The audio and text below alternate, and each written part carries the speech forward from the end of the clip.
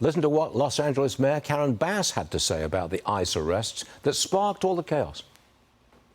Last Thursday, there was nothing happening in this town that called for the raids that took place on Friday. Nothing was happening. Nothing warranted the raids. If you remember at the beginning of this administration, we were told that raids would be to look for violent criminals, people who had warrants. But I don't know how you go from a drug dealer to a Home Depot, to people's workplaces where they're just trying to make a living.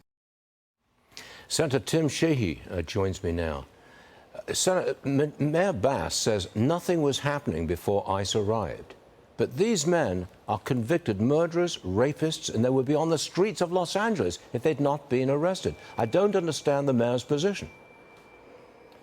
Well, common sense, Stu. I mean, that's why we won last election. Americans want a secure border, cheap gas, safe streets, boys are boys, girls are girls, cops are good, criminals are bad. And as we see today, the Democrats still are pushing non-common sense policies. She's sitting there telling us everything's fine in LA. There's no criminals to be seen. Meanwhile, they're burning cars, attacking cops, wreaking chaos in the streets. So people want safe streets. They want order in the streets, and that's what the president's bringing. So listen, none of us want active duty troops deployed in the U.S. Of course not. It's a pillar of our Constitution, but we also need public safety, and we need order in the streets, and Americans have every right to feel safe in their own homes. Governor Newsom is going to be begging President Trump for money to fix some of the problems of his own creation in California. Should he get it? It all depends on common sense, too.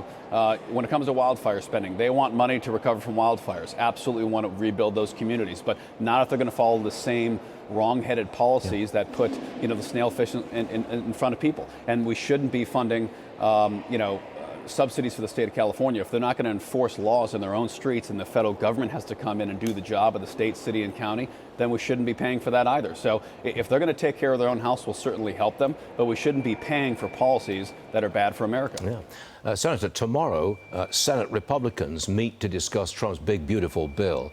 Is this the key issue here? Is it Medicaid waste and fraud? Is that the sticking issue? Is that what the Democrats are going to hang their hat on? No, I mean, I think the issues are far more wide-ranging than that, Stu. I mean, that's, of course, the one that they're wanting to message on. The reality is we've seen an explosion in Medicare and Medicaid fraud across the board, from improper payments to billions of dollars of payments that they didn't even know where they went, to, of course, a 9 to 1 dollar reimbursement ratio for able-bodied males when we're not even paying the reimbursement ratio needed to cover the costs for pregnant women and people who are severely sick. So we have a system that has been perverted these last 4 years, and it's rife with fraud and abuse, and we're going to fix that. The most important thing is to protect Medicaid, to protect Medicare for the people that really need it, and that's exactly what we're doing by shoring up these programs for the people who actually need it and reducing the fraud, waste, and abuse for those who do not need it. Okay, Wall Street's watching very closely to see if you get the big, beautiful bill. Senator, thanks very much for joining us this morning. Much appreciated. Thanks, Stu. Yes, sir. See you again soon.